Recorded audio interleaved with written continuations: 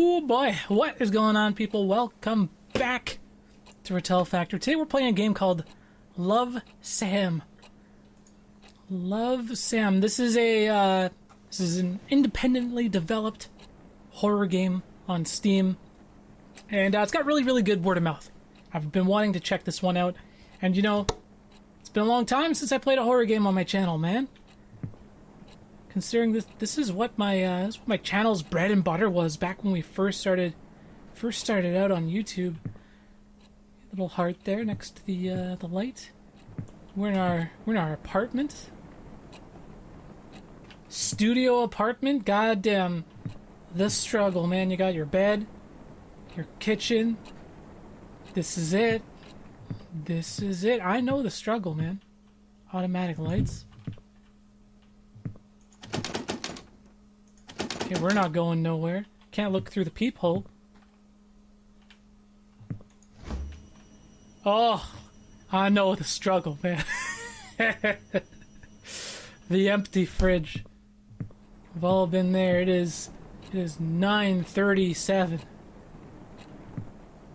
Raining outside. It's a closet? Bathroom.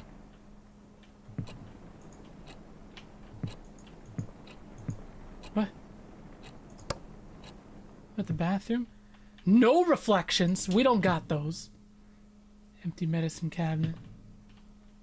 Creepy ass bathtub. It's a really cold feeling bathroom. I don't like this.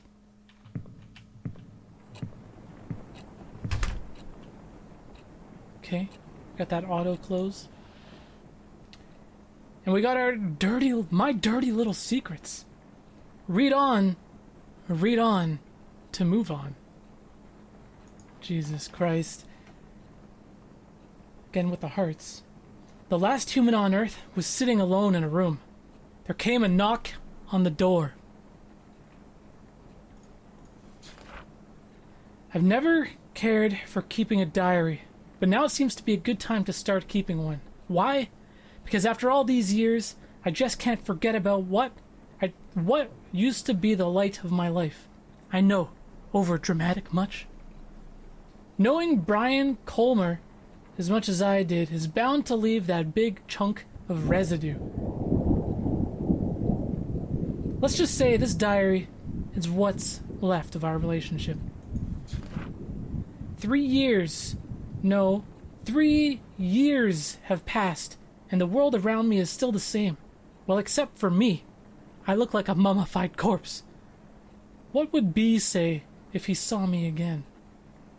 B left Rosen Peak the moment he graduated high school to go to a fancy college of his dreams.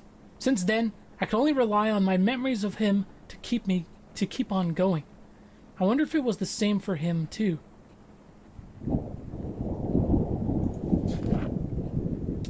When you love someone, his whole existence just gets etched into your brain. So no matter how much B changes, I will always know it's him.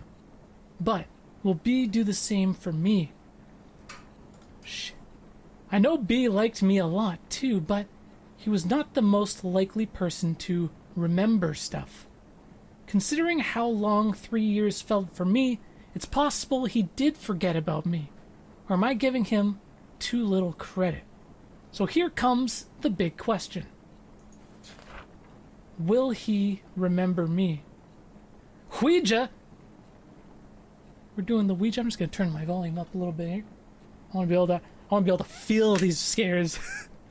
Okay, the Ouija. I can't really interact with this. Yes or no? Creepy ass sun and moon, god damn. Can we circle it? Oh, we grab the pen. Oh, look at this. Will he remember me? We wanna give the guy the benefit of the doubt, right? You can't just forget about someone, right? Okay, we did it.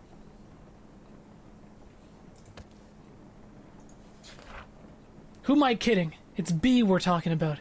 We didn't have the most perfect relationship, but he won't just dump his memory of me down the toilet or something. He's too much of a nice guy for that. And don't forget cute. I just hope our time together was meaningful enough to him. Enough to make him cherish even the darkest ones. Speaking of cherishable memories, I wonder what happened to Joe's Diner. It used to be my favorite place, naturally, because it was B's favorite place to begin with. If there were two things that were too good for Rosen Peak, it would be Brian and Joe's Diner. Home of the best pancakes in the world, according to Brian Colmer. Joe's Diner. 5 stars. They got burgers. They got pancakes. Things were so much easier back then. B could just go, hey. And I'd be like, hey. Nothing but hanging out after that with some occasional visit to Colton Hill. Is that code for some shit? You want to go to Colton Hill? We had such a good thing going. Will he remember my voice? Will he say hey again? Did time already ruin? Just moments, let's answer this. What? I hung up?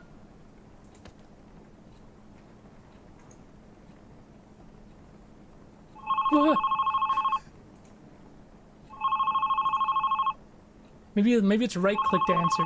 Yeah.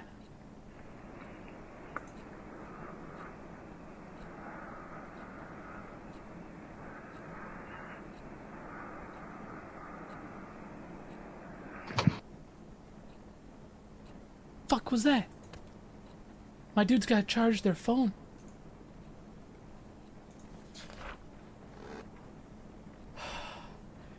There's like all these weird noises. I don't like them. I just wanted to say hello every time I called him. But what I want to do and can do are two different things, as always. Just enjoying B's presence on the other side of the phone was satisfying too, in a way, though. I imagined him eagerly waiting to hear something other than my breath. What the fuck? So she would call and just like breathe on the phone. The window. Fuck, that's creepy, dude. I don't want to look at the window. Fuck, okay.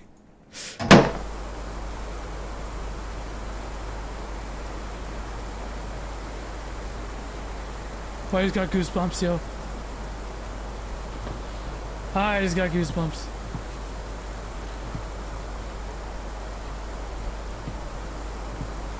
Oh, there we go. Okay, the interact is just very sensitive. That's creepy as shit. Oh, where did this page come from, dude? A lot of reading in this game. I hope you guys don't mind. It's about the story, man, the experience. August 21st, 2006. That as a debut outfit, I admire your confidence, Sam. And with that, my whole high school years were probably over. First day of new school, and the new girl in town just classified as undesirable by what seems to be the queen of Waywright Academy. I spent last night telling myself, confidence, Sam, confidence. But it looks like I should have spent that time picking better clothes. I try not to care too much about blending in, but these kids already look at me like I'm a candy handed out by strangers. The package seems fine, but you know, there's something fishy in there. Judging from their whispers, I could figure out they didn't know Waywright even accepted transfers. It's been less than 24 hours since I moved to Rosen Peak, and I already enjoy sitting alone in my dorm room more than attempting to socialize with people who call me a city girl. Well, screw you too, hillbillies. Besides, I decided not to force myself into making friends after how my old friends decided to turn on me. I just hope these guys leave me alone at least. Keeping a diary sure can help keep things together in all the chaos. I haven't had a diary since kindergarten, but this seems like a good time to restart. Kudos to Mom for giving me the advice. Oh shoot, almost forgot calling her. Write you later, diary. My only true friend loves Sam. Alright. Back to the diary. Will B remember the moment he came into my life? For me, it is as clear as the moment he left. So clear that the downfall of our relationship still cuts deep into my heart. Stranger, friend, someone, special someone. That's supposed to be a heart? So I think the person writing this diary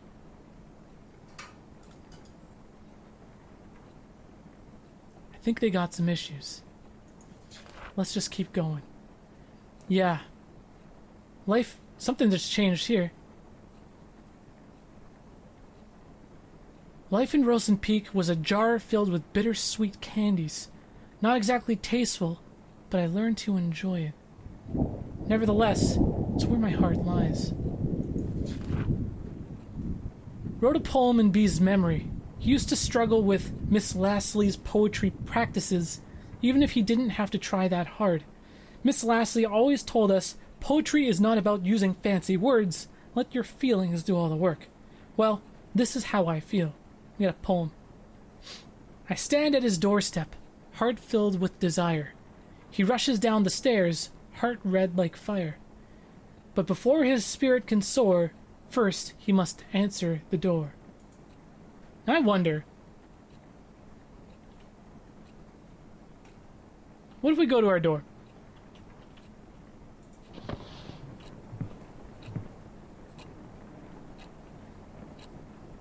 Still 9:37.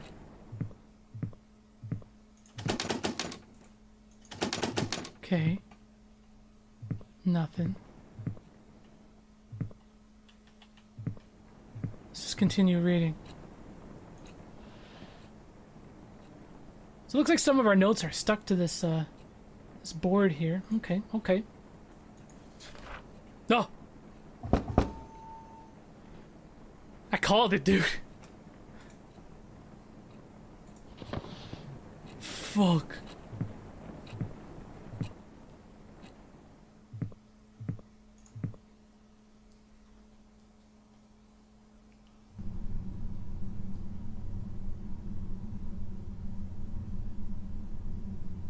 It's dark as shit out there, dude.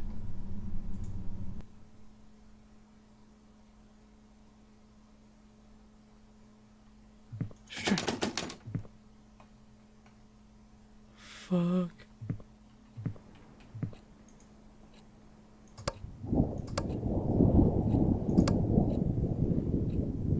Something about the heart, too, right? Something about that fucking heart. I don't trust it.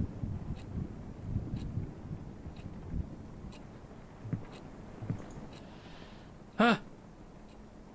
Says the door's open. Okay, let's just do it. August 22nd, 2006. Stacy is a classic. FYI, she's the one who talked crap about my favorite vintage shirt. It's like she jumped straight out of a cheesy teen drama. Blonde, hot, always talking, and a cheerleader. She even has a beefy jock for her boyfriend. I didn't want to start talking shit about someone already, but how could I resist? Every time I get in Stacy's view, triggered an obvious backbite. Wait, every time I get in Stacy's view, triggered... What? An obvious backbite. I'm seriously starting to think she's under a curse that kills her if she stopped talking about someone else.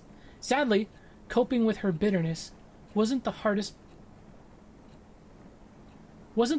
part of the day. Mom called again.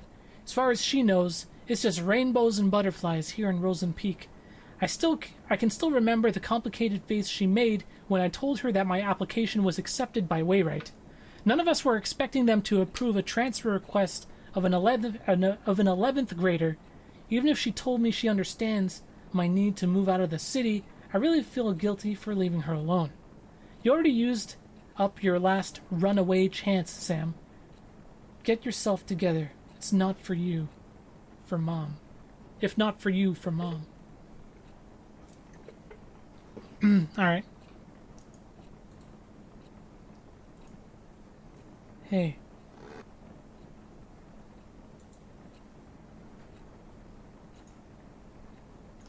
Keep going. Well, I don't like that shit. Other Wayrite kids were so predictable. Their doors were already open before I even put my hand on the knob.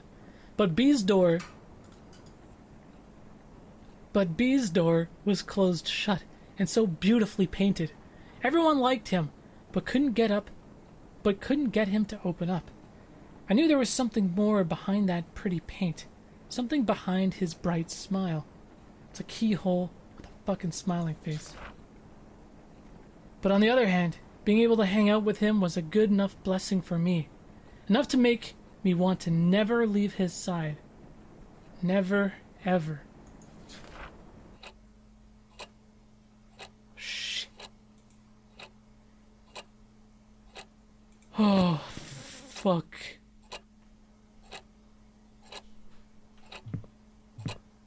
Let's try the door again.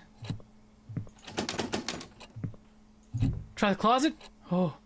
I just went ahead and fucking tried it. What does that look like? Wonder if it's a keyhole or something I'm looking for.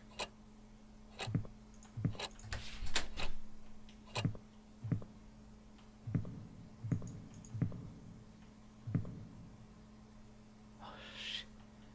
It's fucking scary, dude. It's gotta be something. Gotta be something. Gotta be something.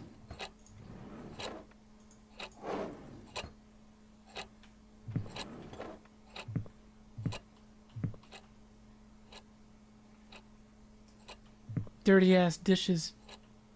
Clean that shit up.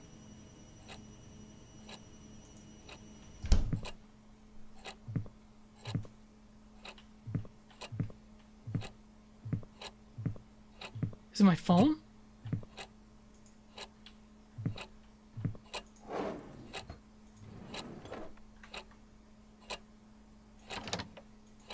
Oh. Drawer is locked. That's interesting.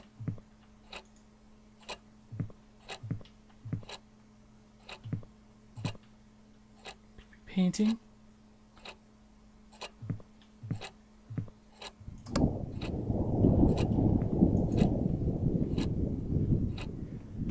Oh, fuck. Something's gonna happen, dude. And it's gonna fucking suck.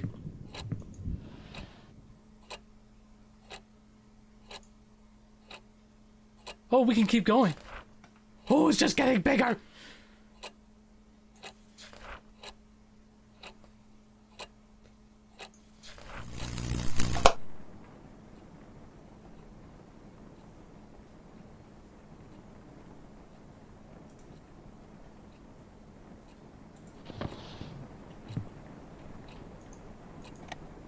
The fucking arm, dude.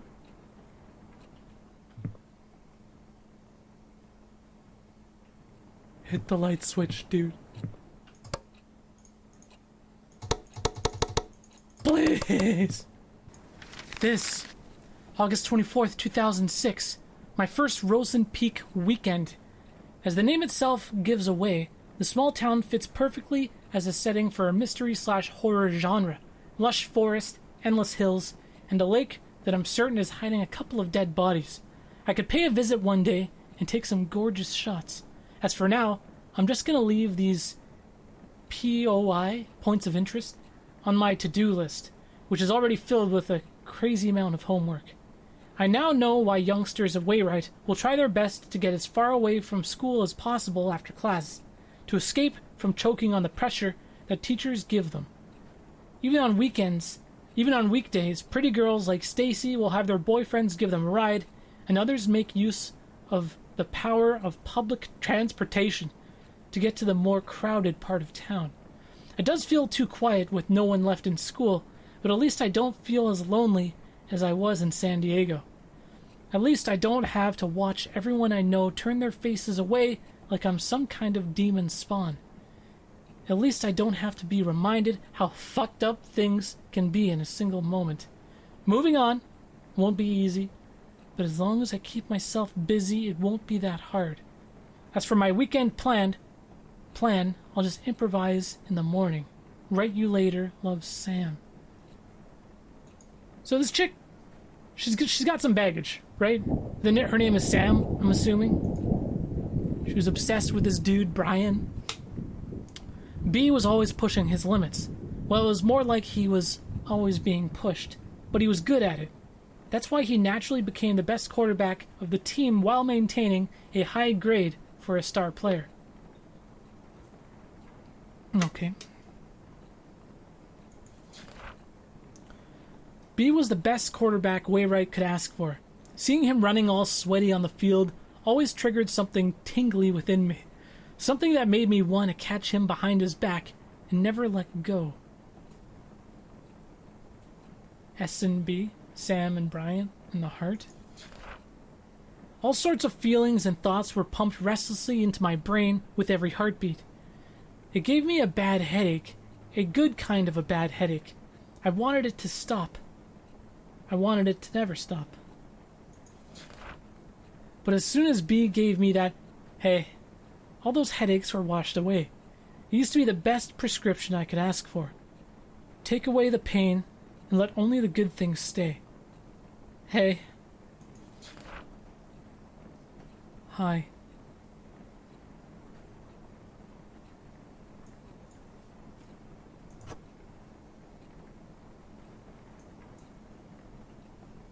What are we doing? We doing anything with the pencil?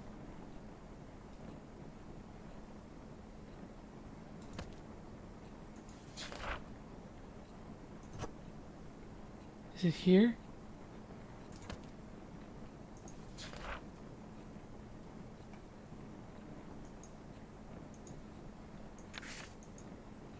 Hi.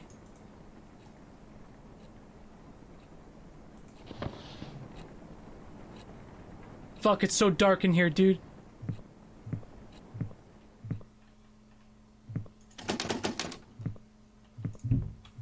Keep on checking this shit. We're doing it.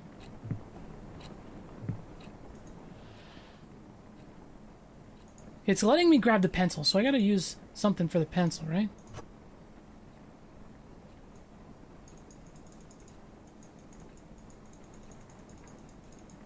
Guess not. Oh, look at this. Oh, fuck, dude.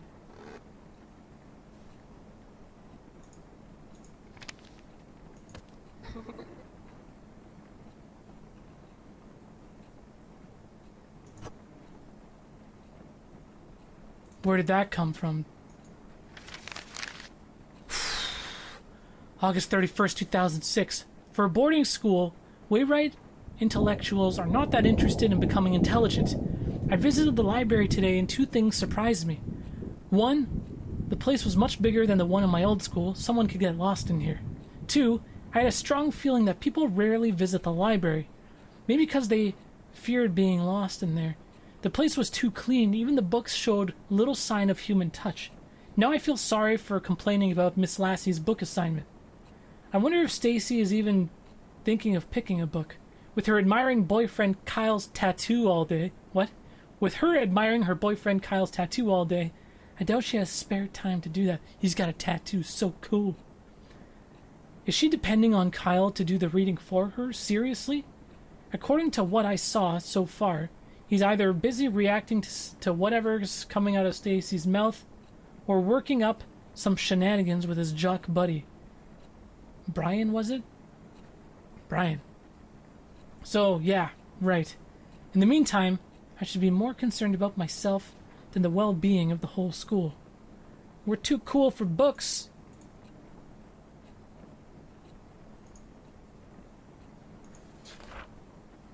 Open those eyes, no need for words. The sweetest love songs those eyes utter. Z.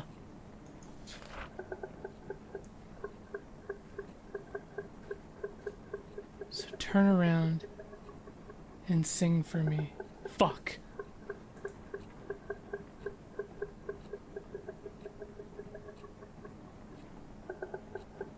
Oh! There's someone in the fucking chair, dude. God!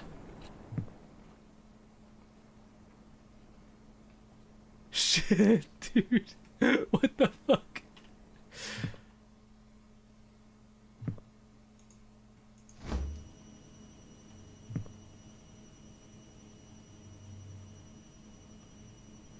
There's a red arrow. What are you pointing at? The cupboard. What's in the fucking cupboard, dude? It's not the fridge.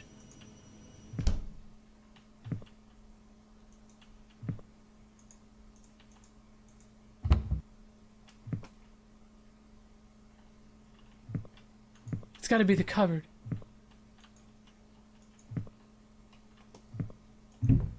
Shit is so high up I can't see shit.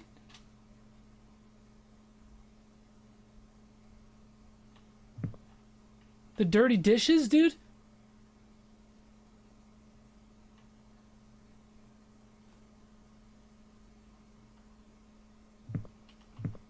Look at this.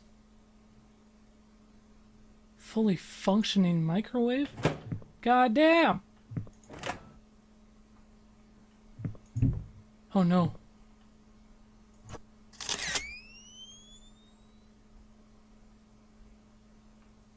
I'm sorry. The red arrow's gone. What is this stick all about, dude? This is what I was looking for? This fucking stick? We got a new piece of paper. Fuck. Okay, we found the stick, boys. Okay. September 4th, 2006. Visited the library again. A bit more people than before, and among them was Brian. It's not worth a bother, but seeing a major skank's boyfriend's bud wandering around in a library is uncanny by anyone's standards. He must have been there to pick the book for Miss Lasley's assignment. I almost got too close to him, trying to see what he was going to pick. I really hope he didn't notice that. I really hope he didn't notice that. I'd rather be known as a regular geek than a creepy one. Woe is me, hate to admit, but seeing Brian at that library was today's only diary-worthy event. Probably because it's the only human interaction that didn't give me the sensation of someone talking behind my back. At least today's entry is a tad more meaningful than what I wrote yesterday. I need to revise my book options now. Write you later, love, Sam. A jock in a library? Now I've seen everything. So this Brian, it's different than the other Brian? There's two Brians. Two Brians. That's the fucking picture, dude. I miss him. Even when I'm with him, I see him, even when he's not looking.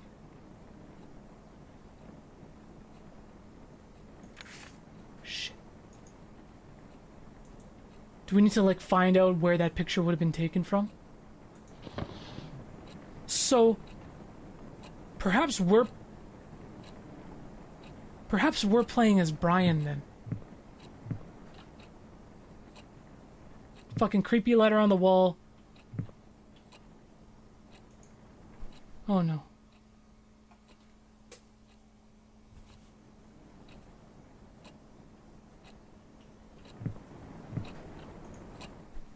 Oh no, no, no. Where's this paper, dude?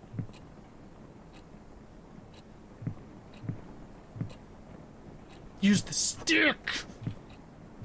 Use the fucking stick!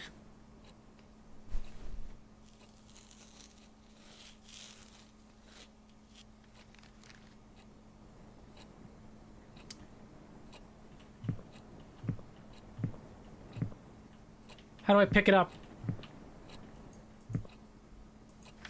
We got it. September 7th, 2006. It was Mr. Kane's 9th psychology class, and he still managed to come up with another lame activity.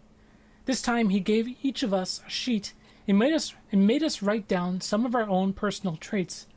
For the next 10 cringy minutes, I managed to squeeze out some of the aspects of myself that I could hate less. After that, Mr. Kane told us to think about whether or not others would agree to each of them. He called it re-engaging the perspective toward oneself, blah blah. Wow, like I really needed to reevaluate my stupid self. But it's not the dumb subconscious exercise that's bugging me right now. When the papers were being passed around, Brian, yep, him again, kinda smiled at me. It's 11 p.m. now. Why am I writing about this? It's most likely an accidental glance, but I still don't know why the very image hovered in my head for the rest of the class. Okay, the rest of the day. Stupid Brian Probs wanted an excuse for screwing up today's math test. Get out of my head, Brian. Oh!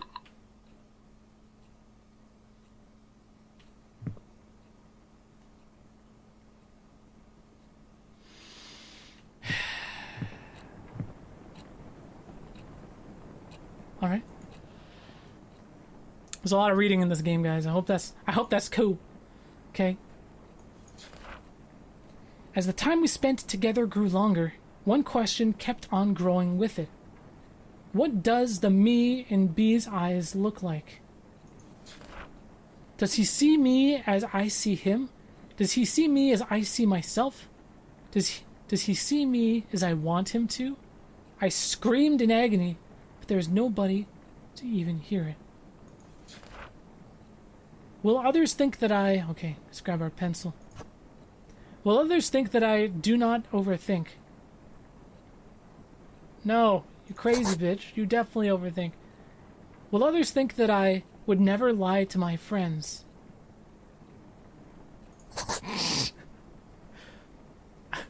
Will others think that I never use others for my personal gains?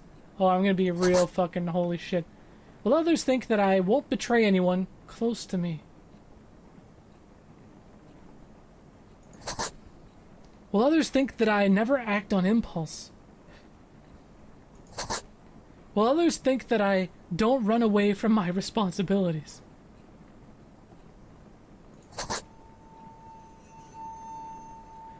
Will others think that I am a fucking freak?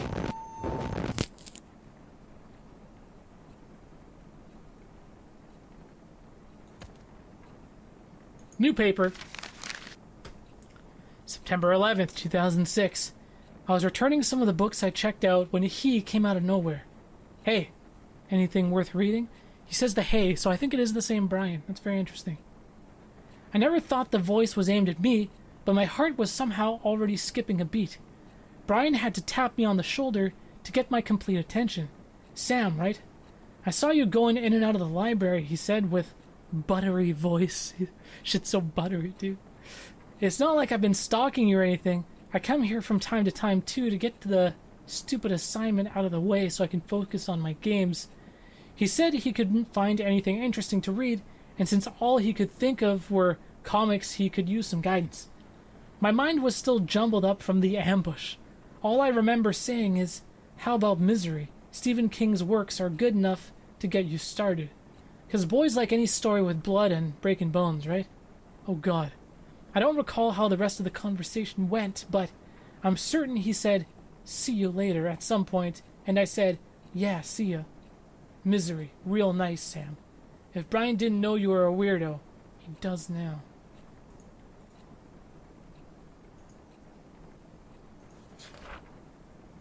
So I answered all those questions no, right? Because I'm pretty sure this chick has problems. She's got problems, right? She must. What if I did things differently? I was continuously surrounded by assholes, but I can't call myself a great human being either.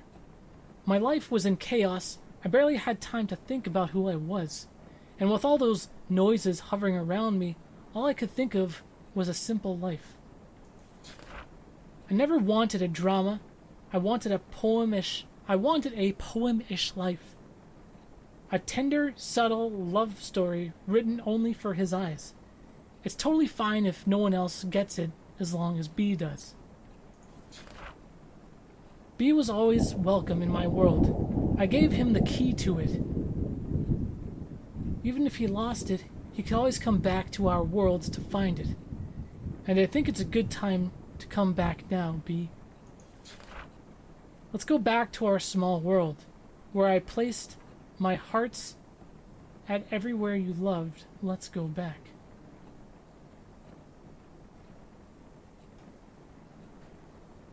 We take the pencil.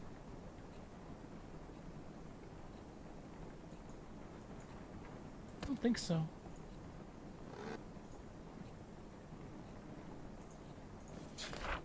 Let's go back. The fucking key, dude. But I know he's not coming back. I'll never hear that hey ever again. I will never know what's behind his door locked tight with smiles. Because I gave him my key and B didn't.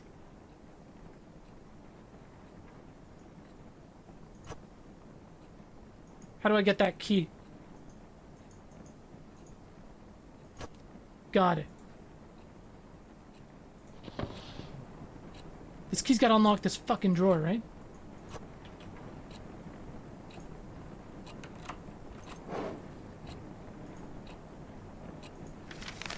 September 16th, 2006. Turns out the lake does have a history of having a dead body in it. I know this because I visited there. I visited there because Brian took me there. What? It all happened so fast. I was outside the yard reading when Brian appeared out of nowhere again. He said, hey, and started telling me how he actually enjoyed the book and how he never read the same book twice in his life. And since he was heading out, he offered me to give me a tour of the town. 10 minutes later, we were passing by Joe's Diner, home of the world-famous pancakes, says Brian. There was also an arcade across the diner.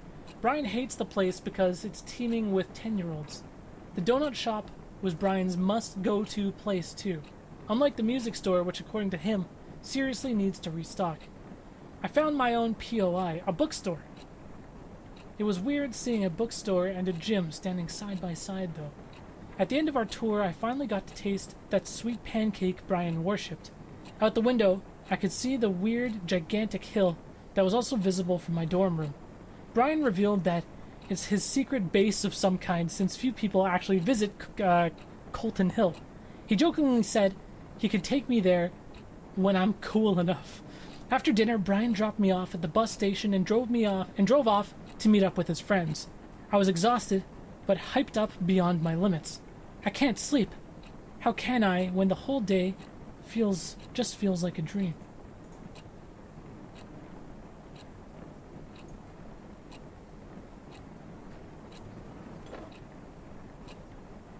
Okay.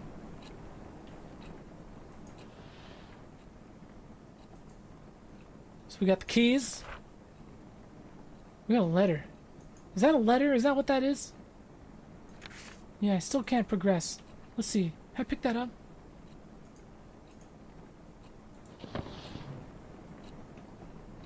I cannot.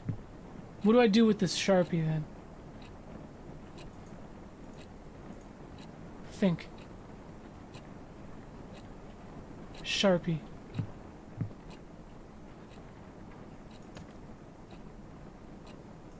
I have to be standing. It won't let me sit down with it.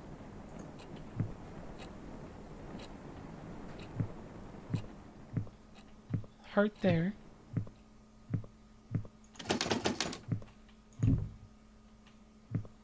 Fucking Sharpie, dude.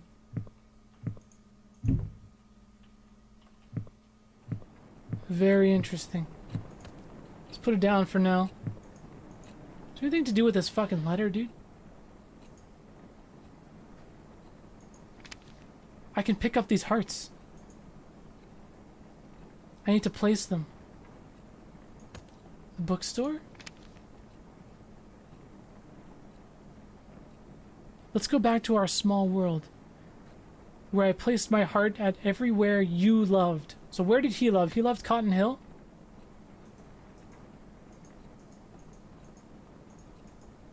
How do I grab that other heart, dude?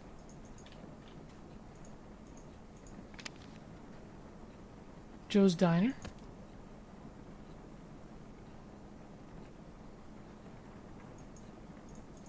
There it is. Donut shop? Now it lets me turn the fucking page. Broken memories, broken heart, broken neck. Crack, crack, crack.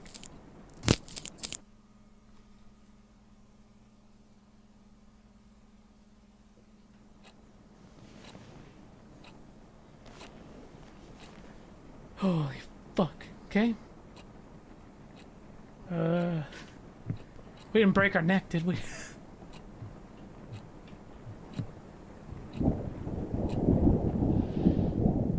Alright. Did I get it wrong? Is that why? Maybe I got it fucking wrong.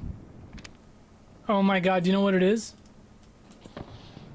Do you know what it fucking is?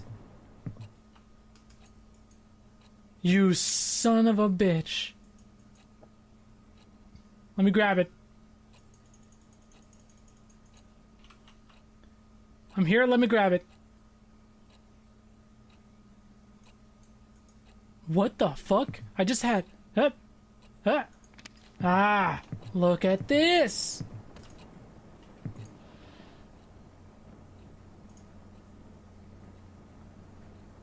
Son of a bitch. Joe's Diner.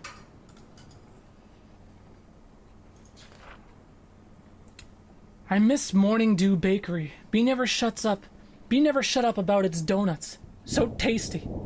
They did taste sweet, just like Bee's heart. Each bite was another memory to savor. But just like a donut, it had an expiration date. It turned cold and bitter. I miss its warmth. I miss its sweetness.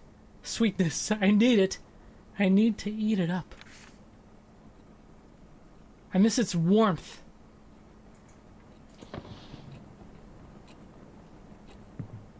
The fridge door is open. There's a motherfucking donut. I need its warmth. Are we doing this? Do we got this game all figured out, boys? Whoa.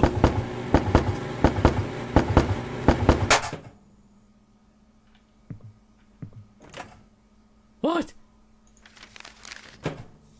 September 25th, 2006. The golems just obliterated the hammerheads today. I now know why they say Brian and Kyle are more than buds. I would have called them an awesome duo too if only Kyle wasn't an assload of a douche. I mean, the guy has his name tattooed on his arm. Call me old-fashioned, but I think he should go to a hospital and get that ego checked out, because it must be swollen huge. At least he leaves me alone, other than giving me that creepy stare when I pass by. I understand how Stacy can keep hanging. I understand how Stacy can keep hanging out with him, but Brian? They do say we sometimes become friends with those who are at the opposite ends, so maybe it's not such a weird thing. For me, the real win was the photos I took of Brian. Watch out for Sam Holt, the rising teenage stalker. Goddamn. Bringing the Polaroid camera I bought years ago during my camera geek phase seemed like a good idea now. Sigh, I know I promised myself to stay away from people, stay away from the drama, but when I look at Brian, when he talks to me, it feels like maybe, just maybe, it's okay to have a little drama for myself. I'm not ready to define what this feeling is, but for now, I'm going to label it as looking for a shoulder to cry on and just shove it under my bed, just like the pictures I took today. Under the bed. Just like the pictures I took today.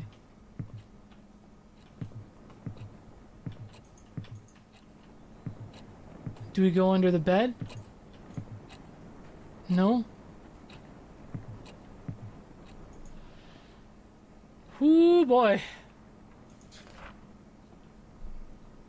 I hated every moment I was not with B. I was helpless. Every day I wanted to call him just so we could chat. But I was afraid of what Brian would think of it. It could even hurt his reputation. When I finally worked up the nerve to call, all I could do was listen to him say hello. That was as far as our late-night phone call chit-chat could go. I hung up, wondering if he even knew who was on the other end of the line. I remember the strong, burning sensation that came every time I called him. That red, fiery sensation. Red.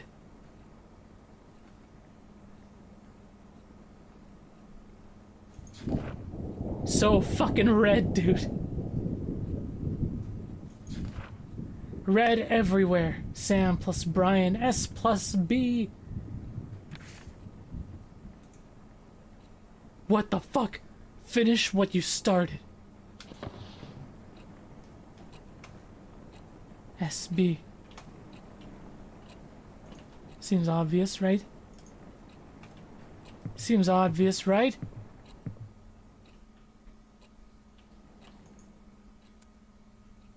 Oh, we're doing this. What? Okay, we need to be precise.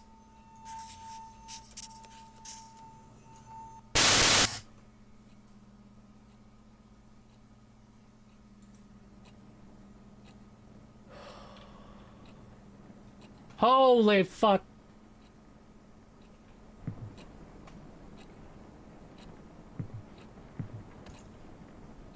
Okay.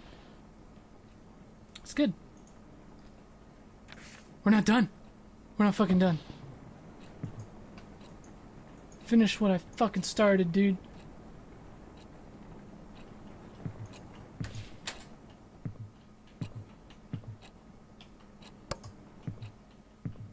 Look at this. Fucking called. Okay. Precision, boys. Come on, dude. Oh, you have to do it in one motion.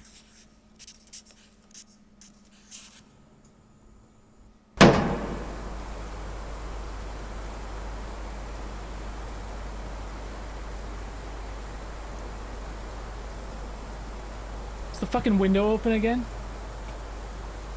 Yes, it sure is. Yes, it sure fucking is, dude.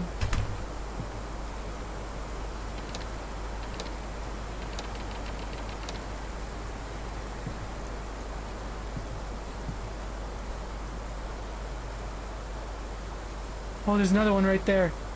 Shit. Right under the window. Something's gonna fucking pop up, dude, and it's gonna suck.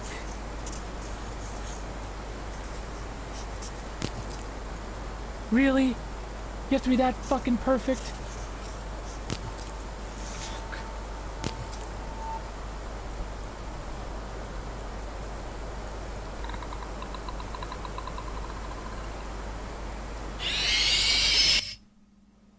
What the fuck was that? Was that Sam?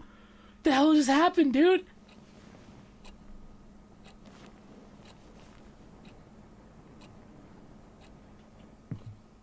Oh my god, we have to do this over again. Oy, fuck. Speedrun, boys.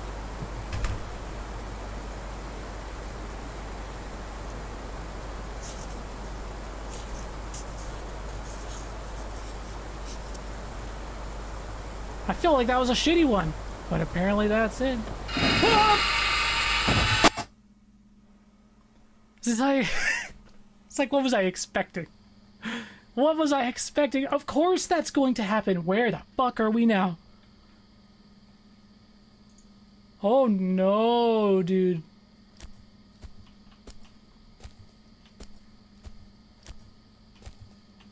Things just took a turn. Things just took a turn, dude.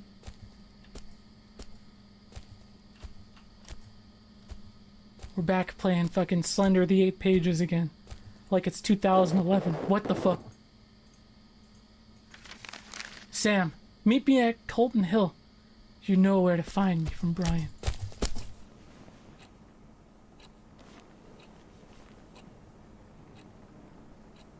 Did something happen at Colton Hill? Someone was just running up on me there. Jesus Christ. New page. So these parts of the diary, right? There's like two different diaries being read right now, basically, right? There's these ones that are dated, that are, I think, telling like the origin story. Oh, fucking bumped the mic. The origin story of Sam and Brian and how they met and shit, and how the obsession began, I guess, in their story. And then there's this fucking one that we're reading on the desk on the book. That's yeah, that shit's fucked. September 28th, 2006. Due date for Miss Lastly's book report is right around the corner, and I'm still not finished. Only if I wasn't too disturbed. Normally, I wouldn't bother reading a teen romance story, but for some reason I thought, hey, why not? The premise for Mingled itself is pretty generic. Jenny has a huge crush on her childhood friend Michael, but she can't get Michael to think of her as more than just friends. She reaches a conclusion that it's because of all these girls around him. So she starts making a list of all the basic girls who also have a crush on Michael. What she's planning to do with the list is yet to be revealed. If I can finish reading the book by tomorrow, I'll be able to finish the report with enough time for a revise. P.S. I wonder how Brian is doing with his assignments. Why am I interested? Because he's been asking for my help with some of his works, and I gladly agreed to. Why would I do that? Because by helping Brian focus on his practices so he can bring trophies to our beloved school, it's safe to say I'm part of a bigger cause. Not like I'm doing this for personal reasons, right? I wanted to read Brian like a book. Peep into his beautiful head. Oh no.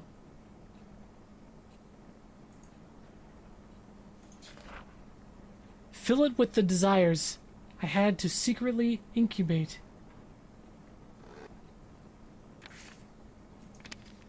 You. What? That sheet.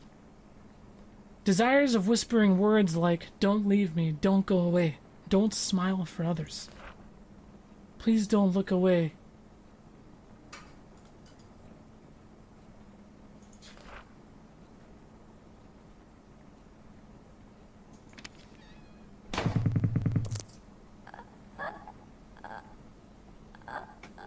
Don't look away. Don't look away.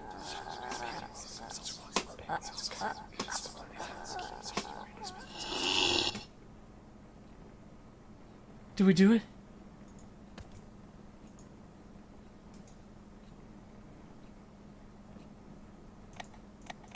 Fuck, dude. I can't read shit. I can't get out of my chair. Up! You fuck. God damn you, dude. October 4th, 2006. Stacy invited everyone to the late post-victory party at her place this Friday. Weird that she told me this at the hallway herself. The sudden act of courtesy was enough to leave me frozen. But to think of it, a self-conscious beauty queen like Stacy would love showing off how tolerant she could be. I prefer celebrating quietly in my room, but since the party is practically being held for Brian, I thought it would be sort of rude of me to not be there. He was nothing but nice to me since I met him, so the least I could do is show up. Plus, I could probably witness the face Stacy makes when she sees I actually had the nerve to show up. Maybe, just maybe, I can even piss her off if I manage to strike a conversation with Brian. And Omega hanging out with an alpha? Kyle would be busy comforting Stacy, fuming about how I messed up her ecosystem. No peer pressure, Sam. Just clean drinks and hopefully some casual talk with Brian. What could possibly go wrong?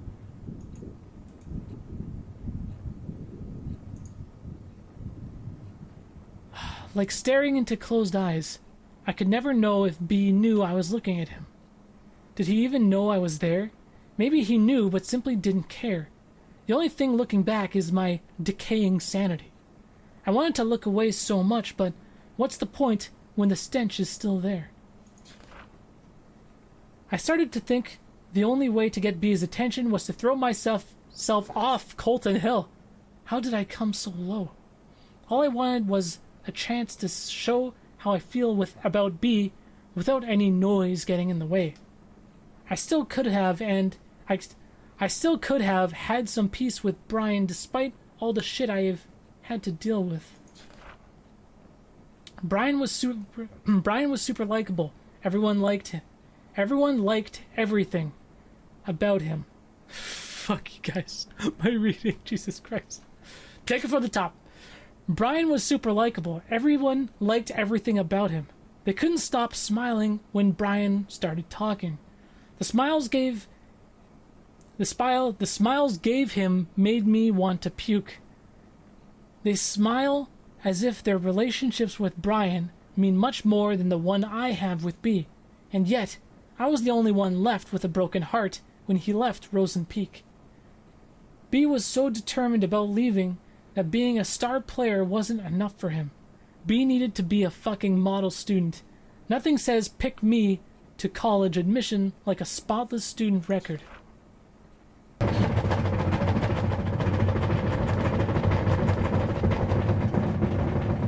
He just can't shake up my whole world and leave.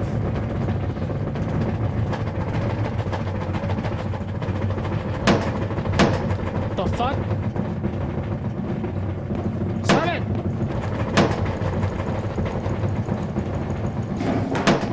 What the fuck?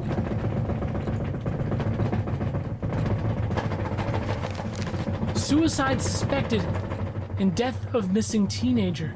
The girl of 17 who was found dead at Colton Hill likely ended her own life, police says. Sam Holt, a transfer student of Wayride Academy, had been reported missing for 6 days until Rosen Peak authorities discovered her body in the forest. Due to days and heavy rain around the time of her death, the investigation of Miss Holt's death faced a few challenges. However, interviews with the school's faculty members and its students led to the possibility that she threw herself off the cliff of Colton Hill after months of rejection from her peers. She was rarely seen with others, says one of her former teachers. She was even publicly humiliated just before her disappearance. It must have worked as the tipping point for her. Rosen Peak police said the fall did not kill Sam instantly. It is possible she grasped for air through her broken neck before dying. Wayride Academy now faces a suspicion of neglecting its students, led by the mother.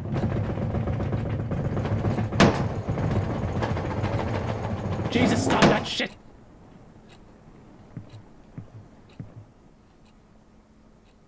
So Sam threw herself off of the fucking cliff. That's why we saw the person falling in the hallway, right? Okay. She broke her neck, that's why the crack, right? October 7th, 2006. Oh man, everything's gone wrong. All my senses are screaming in pain. I don't even remember drinking any booze. The pain only escalated the moment Brian texted me, "You feeling okay?" No, I was not okay. And why is Brian asking me this? Did I do something to him? According to Brian, I went from being quiet to crazy, happy, and cute, his words, not mine, real quick.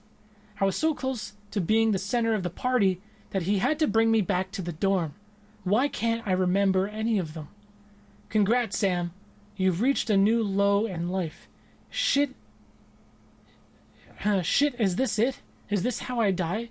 I sincerely asked Brian if there was a good place to kill myself. He said, maybe now is a good time to show you my secret hideout, since I passed the test by showing the whole school a different me. Is he seriously going to take me to his Colton Hill hideout? Tomorrow I'm going to the so-called most romantic place in Rosen Peak with Brian. There's something in my head that's keeping me awake, and it's not a hangover. Jesus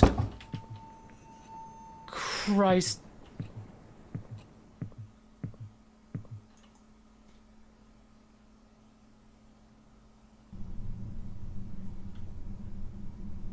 Ah!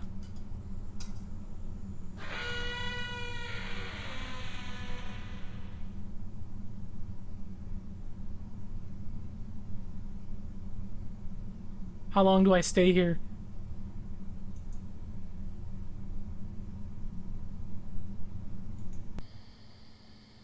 What? Okay.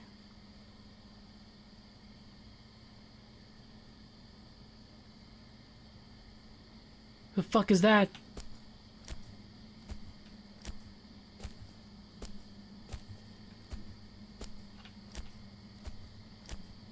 Who is you, dude?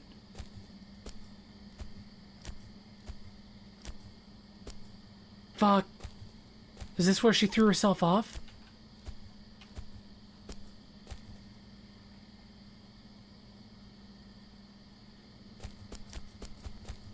Whoop!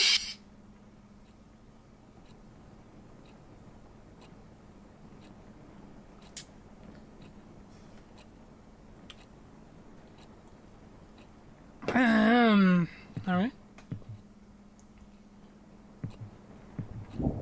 We got a new page. October 8th, 2006. Oh my god, Brian actually took me to Colton Hill. The hideout Brian mentioned had a wonderful view of the small town. The whole place under the golden sunset. The best part of this spot was that it is quite hidden and unsafe. You could easily roll down the hill if you are careless or drunk, and no one could find you for days. How awesome is that? Being drunk with that wonderful moment didn't cause any accident, though. We sat there for less than an hour, but it felt like an eternity. I can't even remember what we talked about.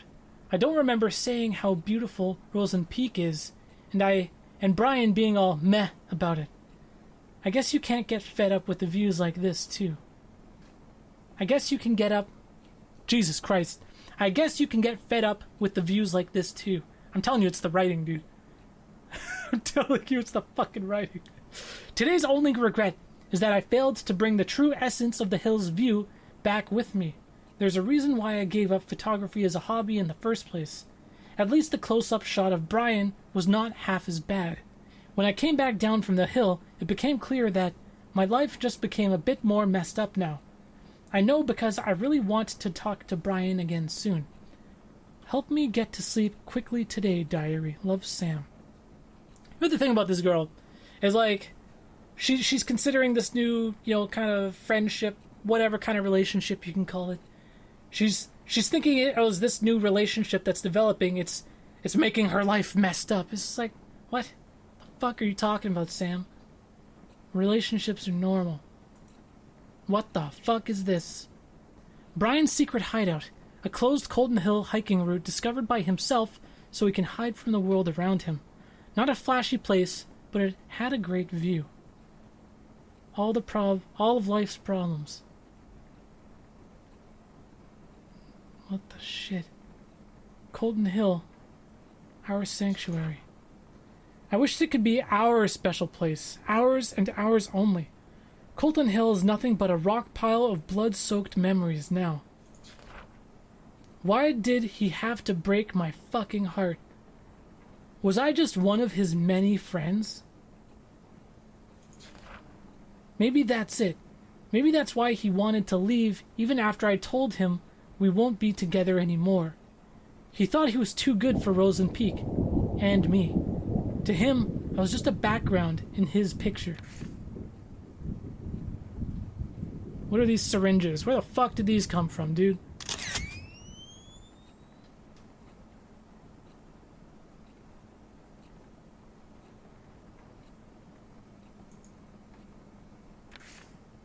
Background in his picture. Why are there fucking... Should I look at the pictures?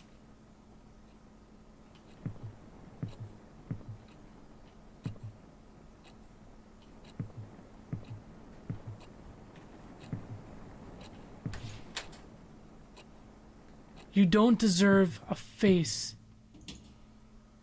What the fuck? October 10th, 2006. The book report was finished days ago, but... Psycho. Oh. Fuck. What the...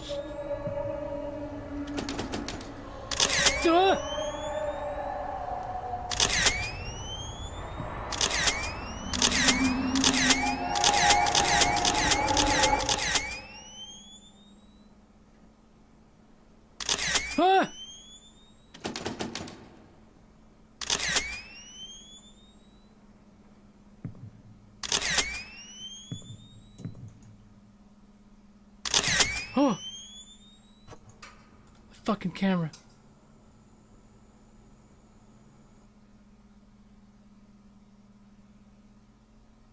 Polaroid camera.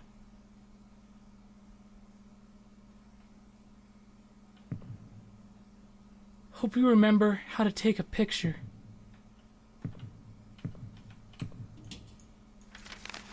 Oh, let's read this fucking thing. The book before was finished days ago, but I can't stop thinking about Mingled. Mostly because my stupid brain thinks I'm sort of like the main character, Jenny.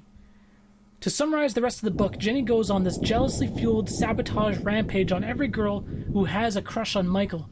I know it sounds horrible without context, but it's actually kind of cute. She finally stands on top, but Michael finds out what she's done. He breaks Jenny's heart, saying he can't be sure of who she is anymore. Things work out in the end, but that's not why I sympathize with the dorky psycho girl. Brian is just like Michael, popular, has killer biceps, busy hanging out with people. I can't see what he wants because of all the noise around him. I know he wants to go to college, but what about beyond the boring stuff? What kind of person does he like? What does he think about me? He told me about his mom, how she died of cancer last year. It must have been so hard trying to look okay in front of everyone who's depending on him. I sometimes feel like he can't see me because he's so busy trying to meet everyone's expectations. I know how those around us can be hurtful, and it's dangerous to rely on them so much. I just wish I can tell Brian one day I'm here for him.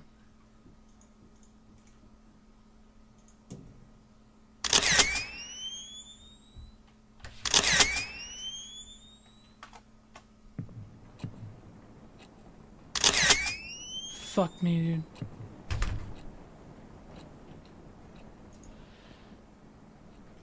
Whoo, boy.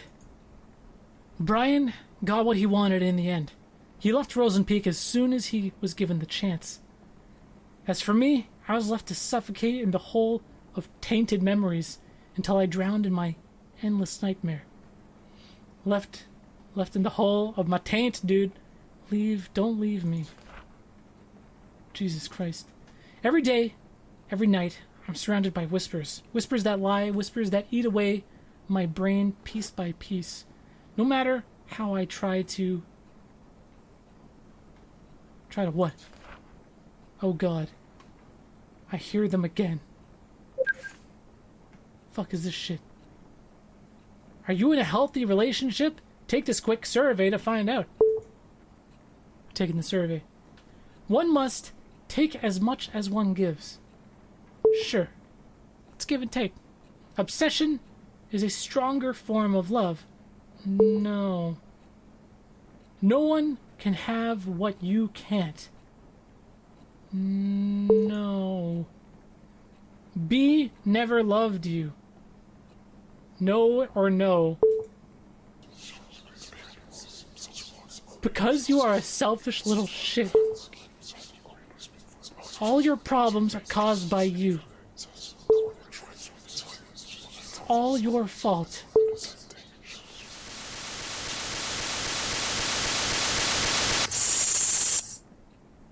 Your survey results. It looks like your eyes are still closed. It's like listening to your own voice only. That's my survey results. Makes sense. Keep listening then. Maybe you'll understand something this time.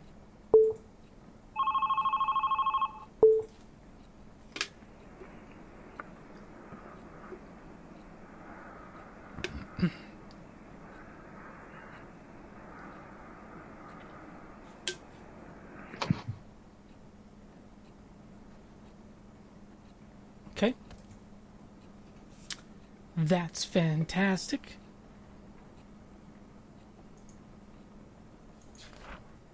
It's getting worse. The fucking shithole town left a disgusting crack on my heart. And it's getting bigger and bigger. The voices I hear from the crack are getting louder. I see more and more eyes staring at me through the gap. Eyes staring at me through the gap. Oh shit. Alright, here we go. October 13th, 2006. Miss Lastly gave us an easy poetry assignment for once. She said it's okay to make a parody of the classics as long as we stick to the ABCB pattern. So I took the liberty of letting my imagination go ABCB's Berserk. Here is a slight taste of my early work. Roses are red, violets are blue. My life would have sucked if it wasn't for you. Call me Sam Spear, or is it Holt Spear? Holy shit.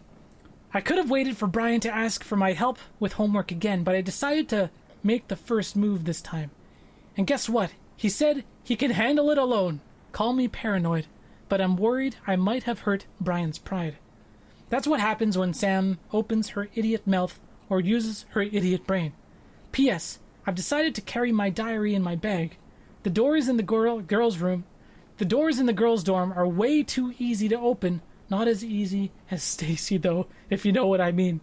I even saw one of the girls using a notepad to crack her door open.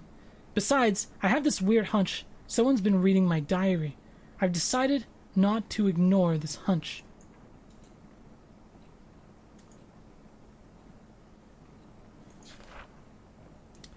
When I ran out of places to run, I had only one solution. Now my memories are scattered all over the dark. Now I must look for them. 3, 4. Serious?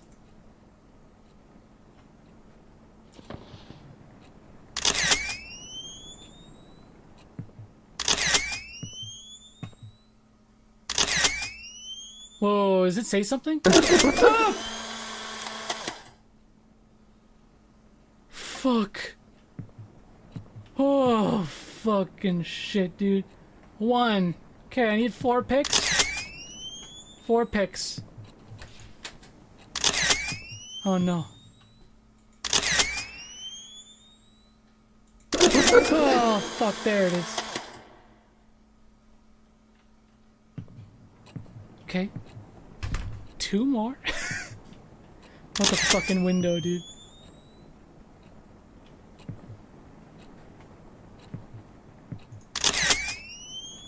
It's so dark, dude.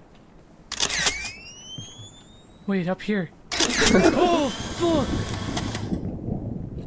Oh. Okay. 1 more. He has to look upwards. Oh, there. There. Okay, she's like taking pictures of him. That's so fucked.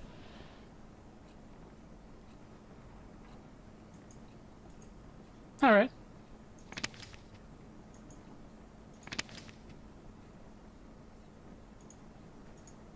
Does it matter what order I put these fucking in?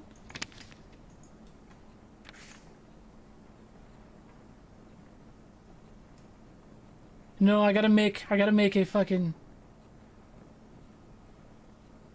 I gotta make a poem, don't I?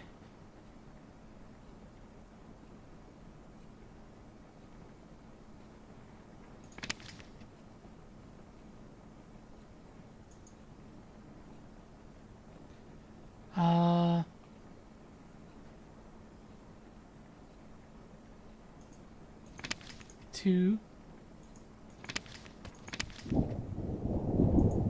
4. This has gotta be it, right? I cherish your smile, be my endless sun rays. Keep me forever warm. No, no, no. These should be backwards.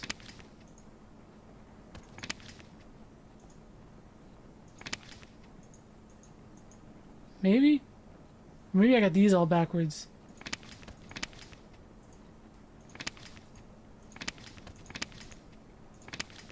Is that it? Nope. Yes! Oh, look at this. Okay, October 20th, 2006. With Brian preparing for a rematch with the Hammerheads, I once again gladly gave him a hand. With the non-important homework stuff. I must say, the teachers here don't give their poor students a break just because the test is over. It's not like I'm burdened with helping out, but Brian is really trying hard to get good grades.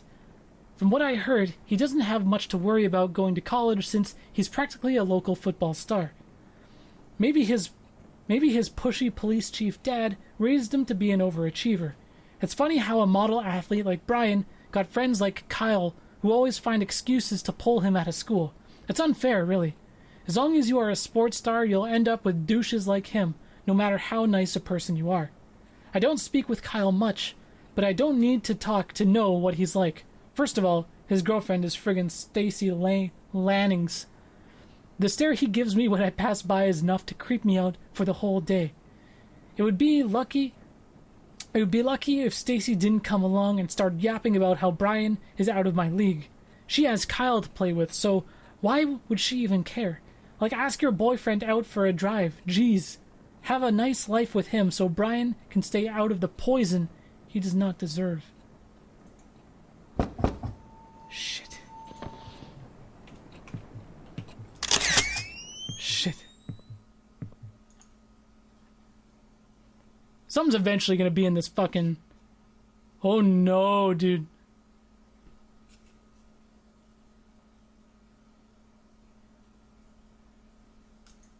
Oh, I don't like that shit one bit. Oh no, dude, who is you?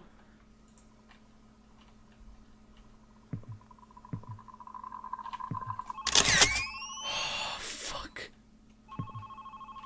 My phone.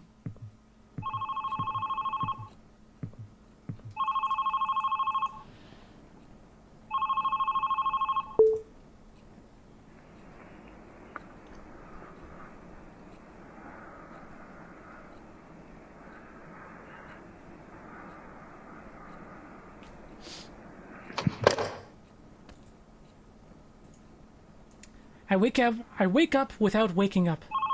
What? I'm reading my diary, lady. Oh, did I just hang up? I did.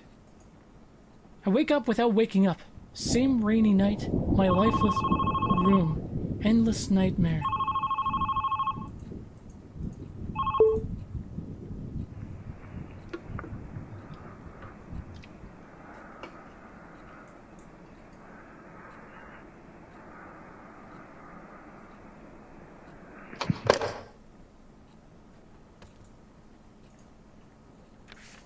Shit. What do I do with this?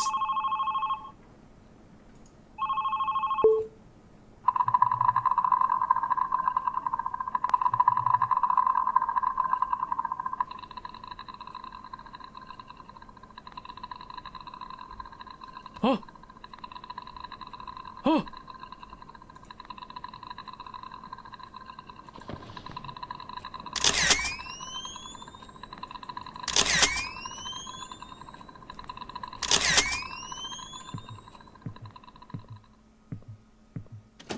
Do I gotta find the origin of the noise?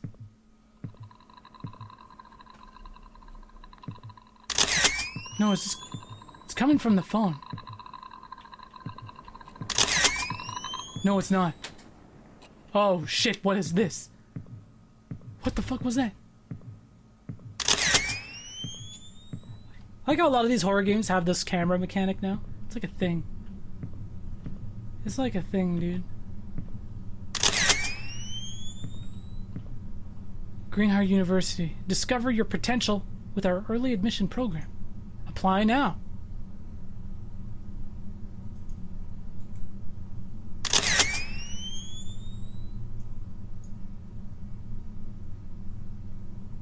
So I guess this is the university that Brian went to. Huh? What the fuck are you smiling at, dude? It got ripped.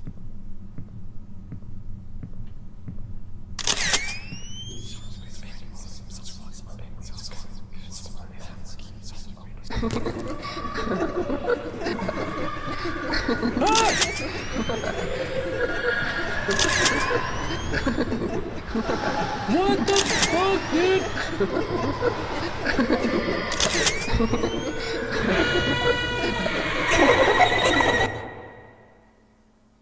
What? What the fuck was that? Oh my god, I died. I got died. We gotta like, do we have to like juke this dude?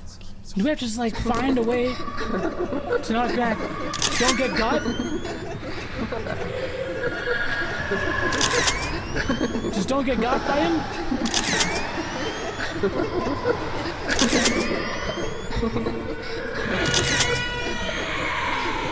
I guess.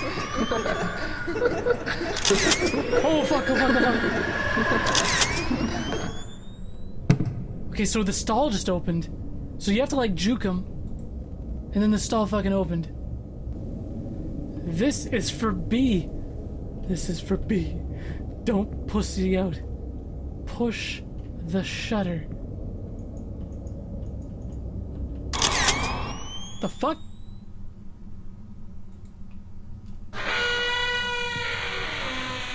What the hell, dude?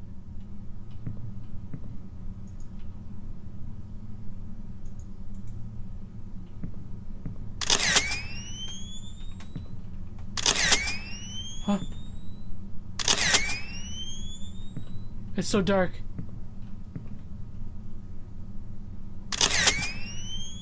Was that say? Fucking trash. We have to open this, I'm sure.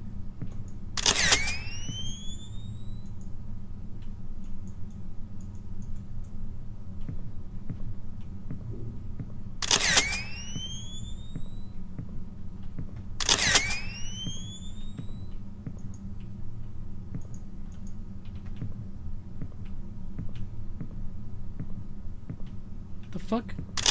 There's like no way out of here anymore, dude.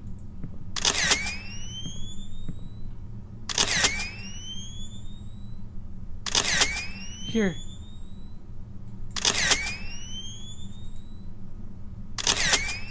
The fuck? Okay, we got something. Have to use it here?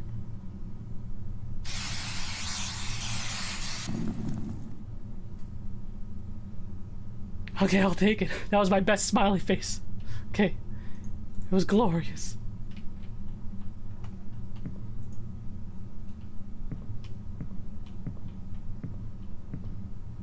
Okay, I picked up the sheet. Look at this.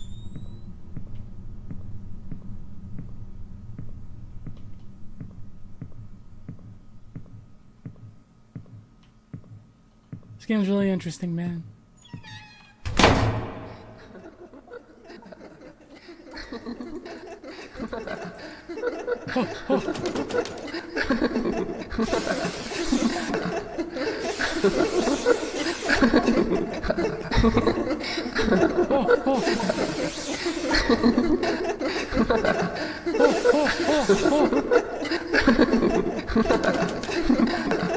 Please. Did I fucking fail, dude? Please. What the fuck? Jesus Christ. Fuck happened to this place, dude?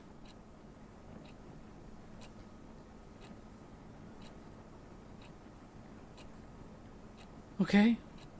All the trash. Yeah, I picked up that last note. Haven't read it yet. October 23rd, 2006. There was a consulting session for Greenheart University student programs. They called it GUSP. LOL, what the fuck? At the gym today, I've seen its posters all over the school since the day I arrived. I had nothing better to do, so I decided to give a visit and spend my precious after-school time reading brochures. And once again, just like the library, I was surprised to see Brian there. He was at the early decision program booth. I wanted to talk to him, but instead I ran from my room, jumped to my bed, and out of nowhere, tears started to drop. I bet it was because of those stupid hearts. Yep, I saw those hearts again. Now, they were on the gym walls too. Whoever drew them must be very insecure about the relationship. Insecure like me. Deep down, I know I want my hearts on the walls too. But seeing Brian at the university booth felt like finally getting punched by reality. I have no idea what I'll be doing in a couple of years. I thought of staying here at Rosen Peak, but with Brian preparing to leave, there's just no point to it. No Brian, no hearts on the wall. God, it's like my brain's creating a storm. I'm just gonna lie down for a bit. Hopefully, I'll wake up next week. Jesus, my life is nothing but a repetition of waking up with nothing to live for. Not even a false hope to look forward to this time. Long time ago, when I finally got to accept my feelings for Brian, I thought everything was going to change. But every day was still just like every day. He was still a school star. I was still his friend. When you live in Rosen Peak, people expect things to stay the same. If anything changed between us, it could ruin B and everything around him. So that's how it went. Nothing changed when my whole world burned. Jesus. I kept telling myself maybe after graduation I'll be able to express my feelings for him. I let the fire in my heart eat through my soul and body. I called myself a coward, but I chose to keep what little I had to enjoy. I was a poor kid crawled up in bed.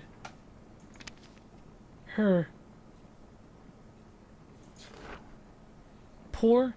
Do I really deserve that charity title? Am I really giving the victim? Am I really the victim of all this? Jesus. Who is here to judge me anyway? It's all over. Everyone left me. So why do I feel like I'm being chased? Like someone's always watching me? Like someone's always trying to judge me? Stacy. How did the invite go? She in or not? Okay. She's coming. Dorks like her can't say no to party like this. Sweet. Time to give her the drama she wants so bad. Shit, so something happened to her at the party. Right? November 2nd, 2006. I know I used half of this diary writing about Stacy being a bitch, but now she's just unstable. It wasn't even the past first class.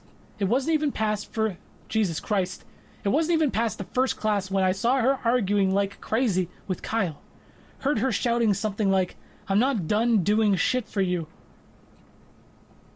I'm done doing shit for you. Before storming away, then she saw me. I was her next target. She strutted towards me and said, "This is all your fault. Why don't you go back to fucking San Diego?" Whoa, what did I do? She was off before I could even open my mouth. I turned to Kyle for answers, but he was gone too. Come to think of it, I rarely saw them hanging out recently, but I didn't know things were this intense. Brian's been acting weird too. He hasn't talked to me much recently. He even looks somewhat more upset than usual. I finally tried to ask him what was wrong, but he cut me short, asking if I called him again last night. All I could give was a blank face until Brian said, "Never mind," and walked away. What was that about? What did he mean again? Calling him in the middle of night for no reason is something I've dreamed of, but that doesn't mean I actually did it. What the hell is going on?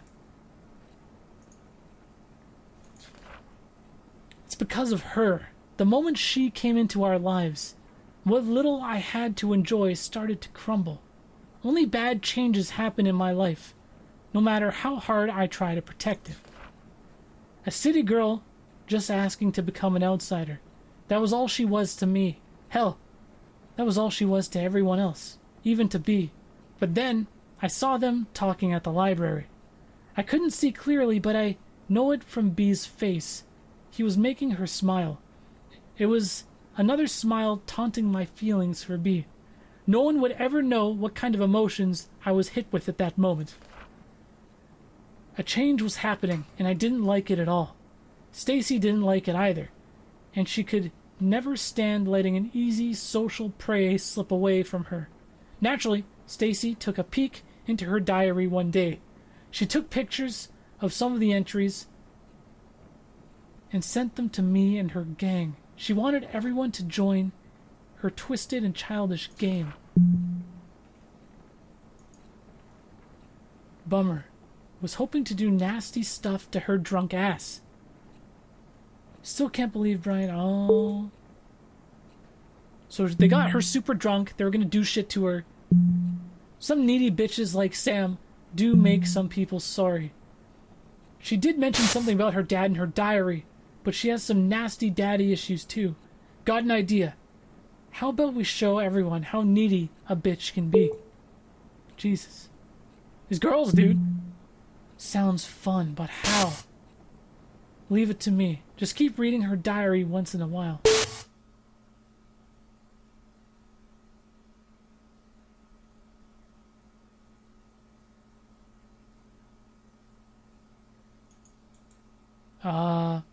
Oh! We're in the fucking school, dude?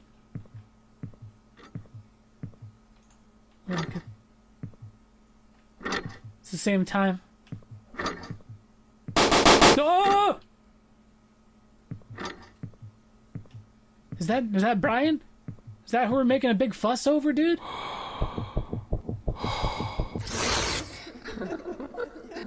Whoa, whoa, whoa. Oh, fuck, shit.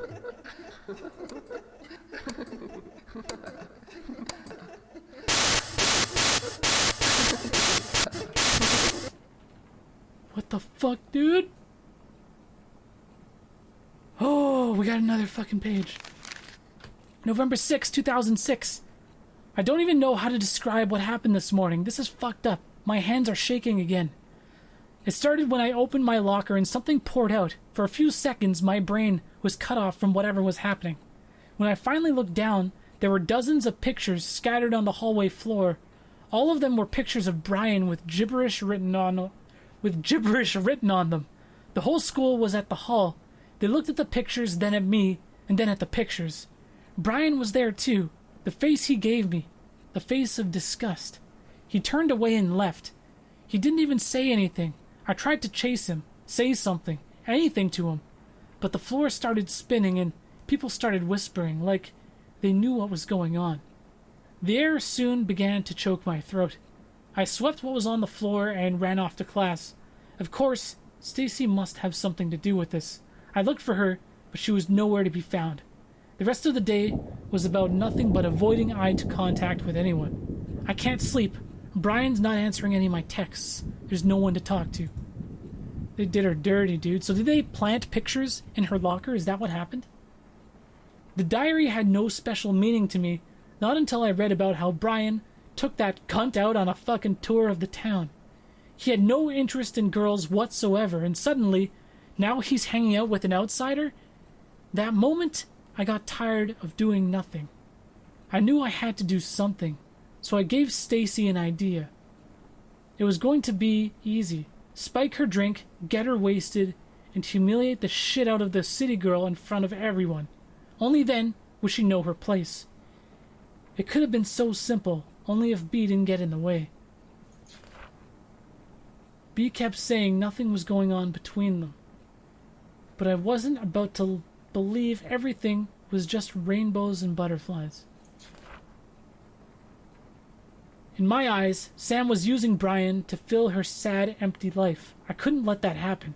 She wanted drama she didn't deserve. She doesn't deserve shit. She doesn't get to barge in and start stealing the life I've only dreamed of. She kept doing what she does best, digging into others' secrets. She sent pictures of the little shit's diary pages to me. That's how I found out about their little trip to Colton Hill.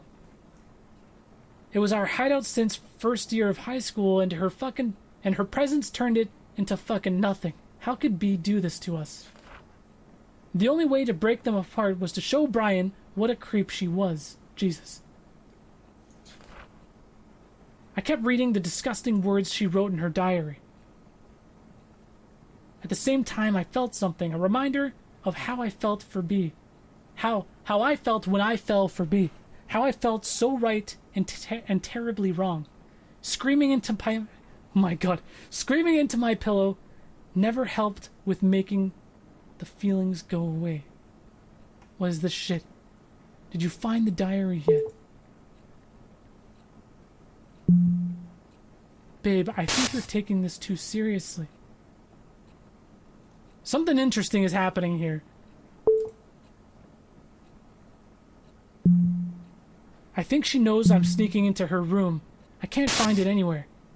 Babe, don't you think you're too obsessed with breaking them up? You're giving up now? Forget it. Wait a second. Maybe Brian doesn't even like the girl. I said forget it. What if we're not playing as... What if we're not playing as Sam? Because I'm messaging Stacy. What the fuck, dude? Just a shot in the dark. What if we're playing as Kyle? What if Kyle, the guy, has a thing for Brian? Right? So reading bits of Stacy's diary. I mean, Sam's diary. And then this... Why are those eyes? Fuck. Why is the window eyes, dude? And what if this is like Brian's or Kyle's diary? Okay, let's read this shit. November 7th, 2006. The school counselor called me today. Mr. Ferns asked me if the rumors were true. Rumors that I had been leaving heart drawings all over school. Rumors that I had been stalking Brian. At this point, the whole school must be out of its mind. I didn't even know the letters in the fucking hearts spelled S and B. And what, just because the initials are S and B, suddenly every name that starts with them are either Sam or Brian? And guess what even crazier words are on the streets? Sam Holt, the daughter of a child molester, craves forbidden love. How on earth did Stacy find out about Dad? Why would she do so much to fuck up my life? And where the fuck is she? Is she... You know what? I'm tired. I'm tired of waiting for Brian to listen to me. I'm tired of looking for words that describe this fucked up situation. I can't believe I have to go through this again so far from home and so soon. Brian, please say something. Very interesting, dude. What? Oh my god, how could Sam Holt not kill herself? If my dad went on the news for touching teenage girls, that's bye-bye world for me. LOL. Fucking Brenda. Then I remembered. She wrote something about her dad. It must have had something to do with her existence in my life. I started digging. It wasn't even a challenge. Keith Holt, arrested for sexually assaulting a teenager. It was beautiful. I found the perfect ending. All I had to do next was fill in the rest of the story. Sam Holt calls Brian from a payphone in the middle of the night and listens silently to his voice.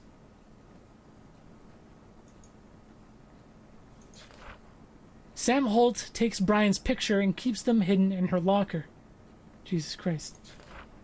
Sam Holt draws hearts all over the school to let others know Brian is hers. A needy city girl with serious issues. She was a disaster waiting to happen. No one, even Brian, would think otherwise. I made all the preparations while Stacy spread the rumors I created. It was never easy. I once almost got caught taking a picture of Brian using the restroom. But I kept going. Every picture I took was a love confession I could never make. Every heart I drew was my sacrifice for him. And in the end, I got what I wanted. When enough suspicion piled upon Sam, I stuffed all the pictures into her locker. It was a happy coincidence that Bea was there to see the spectacular unfold when it happened. It was over. Things were about to turn back to normal.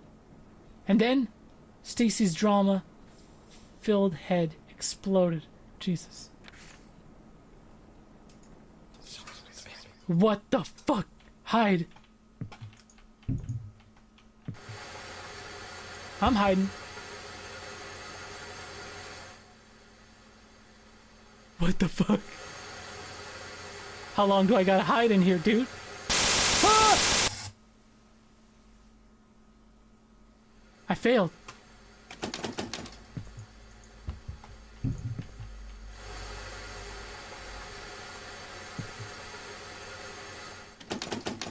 How long am I supposed to hide here, dude?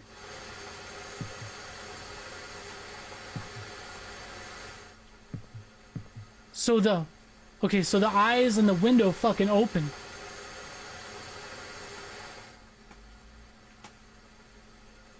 The eyes in the fucking window open. Let's pop out, see if we can get a glimpse of anything. I see.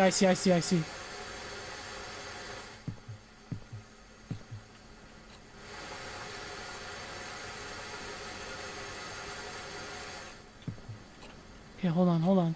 We gotta make it to the kitchen. Give it a second.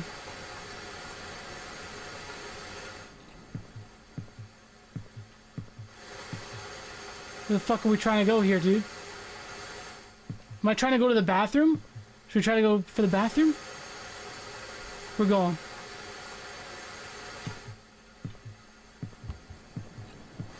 Oh my god.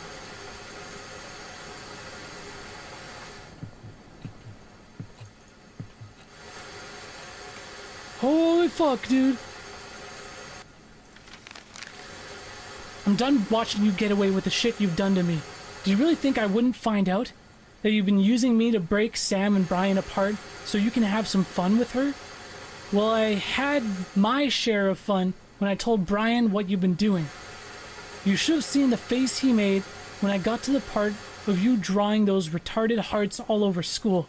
Hope you enjoy your happy life now that there's no Brian to get in your way. Oh, by the way, I saw you staring at that college poster. What? Did you like the girl in the poster too? Is this why you tore her face off? You need help, and don't bother calling me Stacy. What the fuck, dude?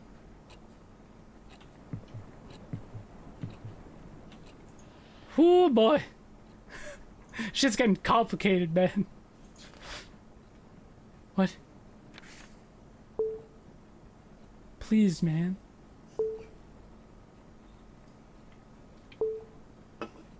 It's just a misunderstanding.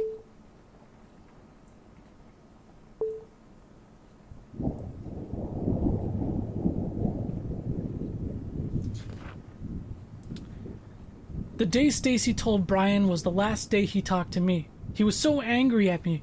He would never understand what I did for him. Typical. So fucking typical. Again, I was left alone to suffer. This time, someone had to pay for it. Do we finally get to use these? Jesus Christ.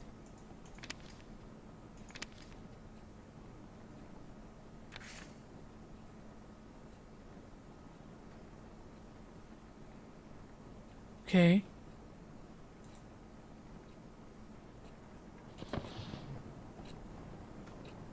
Oh, fuck.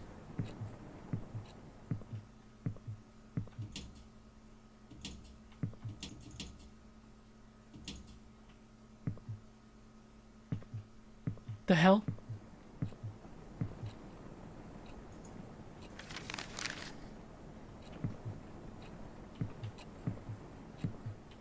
Oh, he put the note?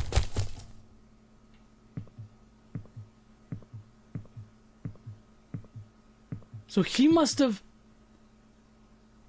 Okay. So Kyle must have killed Sam. I'm guessing this is what happened, right? So Kyle killed Sam, giving her a fake note saying that it was from Brian to meet her on Colton Hill. Right?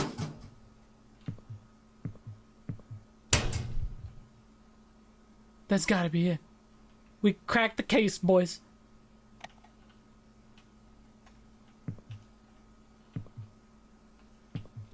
Huh.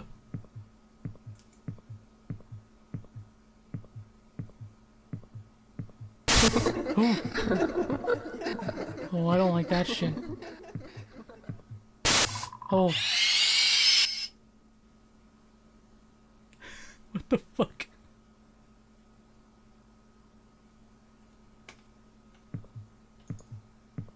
What are we supposed to do here?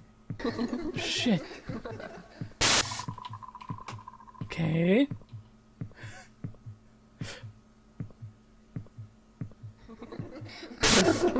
Fuck.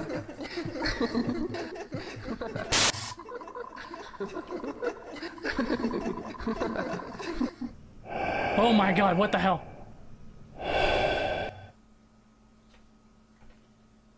Now we're back at the hill. I think my theory is pretty sound, dude. Sound, dude. I think it's pretty legit. So I think Kyle is obsessed with Brian, sees Sam, you know, striking up a thing with Brian, and Kyle wants to put an end to it, lures Sam pushes her off the ledge. I fucking knew it, dude!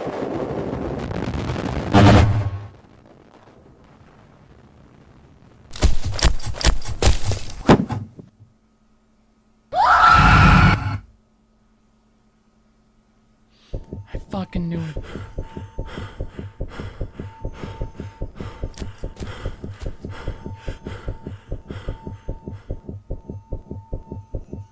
Oh, the note's in her bag.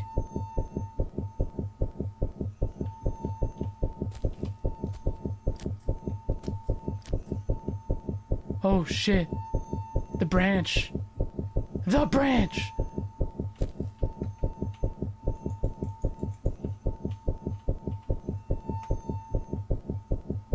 Look at this.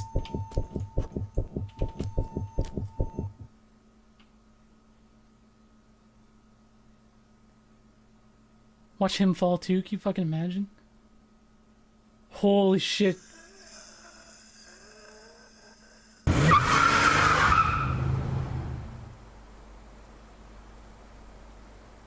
Fuck are we now, dude? He's gonna burn it.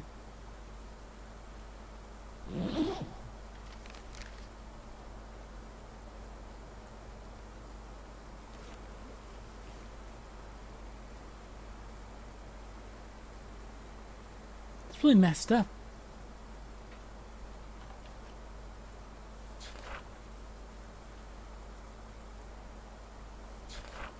It's all her diary. I guess that's why, right? Some of the pages looked burned and shit when we were reading them.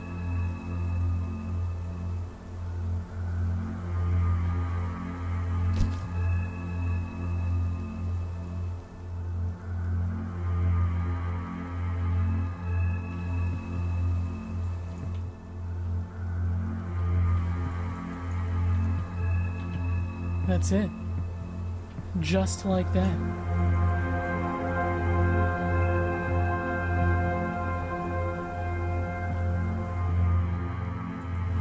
Fuck do I do now? Oh, there's a door.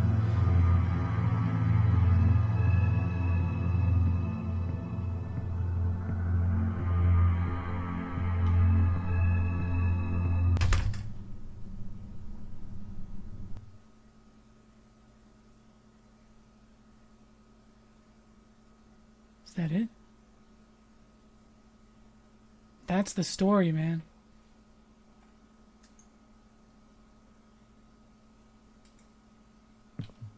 No, I'm still walking. What the fuck?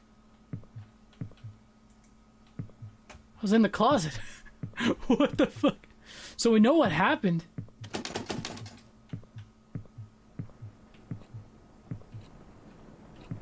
Super messed up.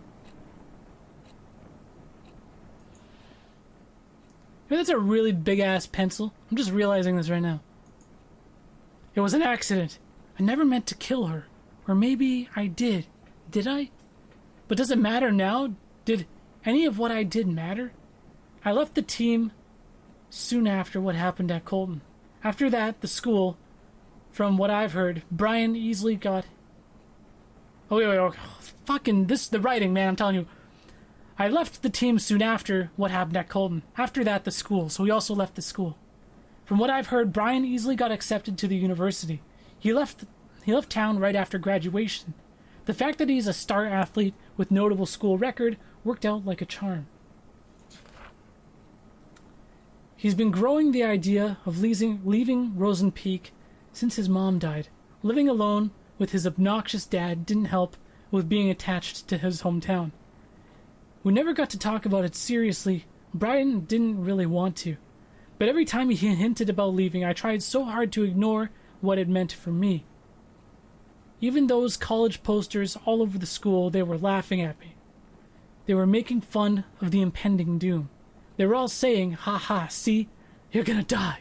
Alone. Here." I knew that B took an interest in Sam because she was just a clueless new girl who was lonely enough to do anything for any guy who was nice to her.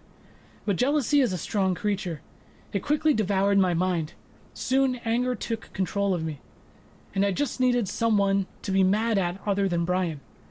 Even after he left me, anger stayed. It devoured me whole, and again, it's time to wake up. But wake up for what? To be greeted by the fact that I must start running around in circles again? That I must stick needles into my body so I can forget my past for a few fucking minutes? It's just like that story Miss Lastly once told us about the shortest horror story in the world. The last man on Earth heard a knock on the door. I'm alone in my room. I'm alone in this world. There's someone knocking on the door. I don't know who it is, but I keep the door locked. No one comes in. No one goes out. I'm so tired. I just want it to end. Let's just wake up. Let's just open the door. I don't care who or what's waiting for me. But what about my diary? The one I've been keeping to remind myself how I am the victim of everything that's happened. I don't know what I would do without it. What will keep me from going insane? So here comes the big question. Should I keep it? Yes or no? Ooh. Fuck this diary, dude. No. It's time to admit, I've been keeping a memory of lies. I'm the only one to blame for the shit I had to deal with. It's about time I burned it. But what after that? I could open the door out here, face whatever's waiting for me, or I could just stay with the fire and let go. Whatever the choice, it's time to say goodbye. Holy shit.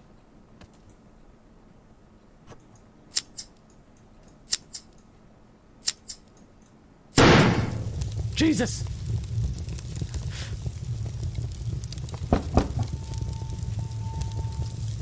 Yeah. Oh, fuck. Who's this? Sam, I'm sorry.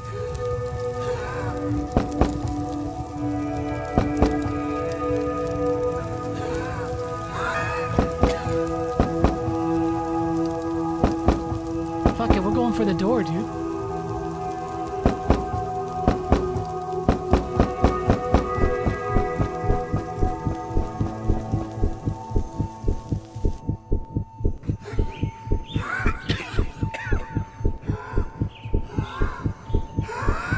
It was all just a dream.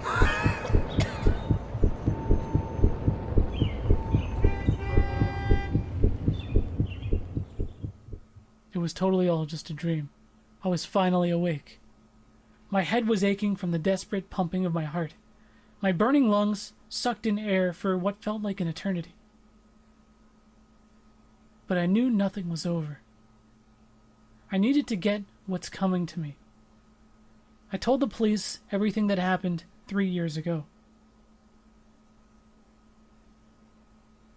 It won't fix what I've done, but at least I finally got the closure I deserve. I know it doesn't mean anything now, but goodbye, B. God damn, dude. Game by... How do you pronounce that? Seiyun Choi? Holy fuck, dude. And that is, that was Love Sam. There's a lot of fucking reading in that game, dude. And I'm sorry if I botched it. Did my best. That's pretty cool, though. I really liked the story, to be honest. It really took some interesting twists and turns. Like, you know, at first you think you have Sam's diary and everything is from the perspective of Sam and you're playing as Sam, but that's like totally not the case. I think that's really cool. Like the twist that you're actually playing as Kyle, and it was actually Kyle who did all of these fucked up things. That's like a cool twist that I really didn't see coming. Anyways, whew. They had some like pretty cool scares as well. It's some pretty cool moments. I liked it. Overall, this game cost $3 on Steam, and I got like a couple hours of, you know, pretty like thorough enjoyment out of it. I liked it. I think it was good. Anyways, thank you guys so much for hanging out. Thanks for bearing with my reading, and you'll have a good one. Peace out.